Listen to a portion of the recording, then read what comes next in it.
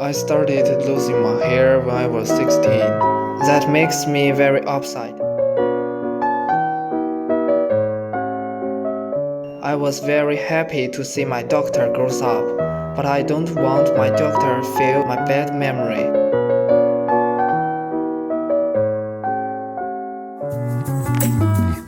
So I came to visit Toupee.com.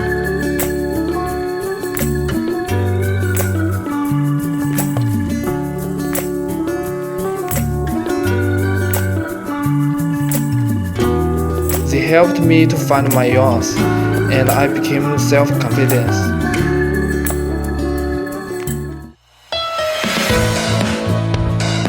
Now I can face my families. They even also find I changed to be handsome.